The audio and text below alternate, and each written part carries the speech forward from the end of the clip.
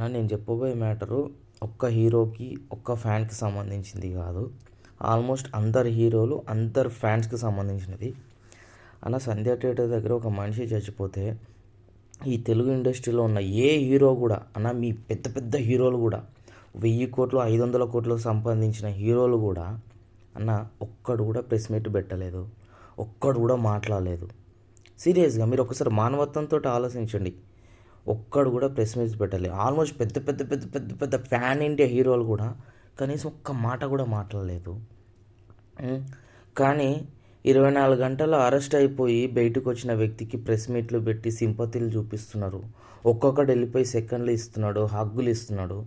అలాంటి హీరోలని మీరు అభిమానిస్తున్నారు కదా. ఒక్కసారి ఆలోచించండి.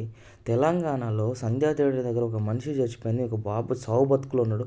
కనీసం ఇప్పటి వరకు ఒక్క నా కొడుకు కూడా రియాక్ట్ కాలేదన్న. అసలు మీరు ఒకసారి ఆలోచించండి. ఇట్లా నా కొడుకులకన్నా మీరు ఫ్యాన్స్ ఉండేది, ఇట్లాంటి చెత్త నా కొడుకులకా మీరు ఫ్యాన్స్ ఉండేది.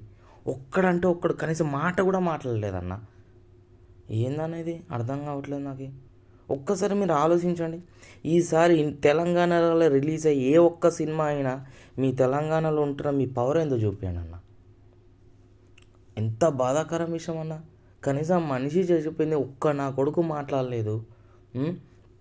బాబు సావు బతుకులు ఉన్నాడు. ఇప్పటి వరకు ఒక్కడు కూడా ఒక్క మ్యాటర్ చెప్తారా న్యూస్లలో టీవీలలో? ఇదేం దారుణమన్నా నాకు అర్థం కావట్లేదు అన్న. ఏ హీరోగాడైనా ఏ హీరో గాడు అయినా మనం పెట్టే డబ్బులతోటే వాళ్ళ లగ్జరీ కార్లు కానీ వాళ్ళ లగ్జరీ ఇల్లులు కానీ వస్తాయి. ఒక్కసారి మీరు ఆలోచించండి. ఇదే సంఘటన మలయాళంలో కానీ తమిళనాడులో కానీ జరిగితే, కేరళ మలయాళం తమిళనాడులో జరిగితే మాత్రం సీన్స్ ఇతర వేరేలా ఉంటుందన్న. ఒక్కసారి ఆలోచించండి మీరు.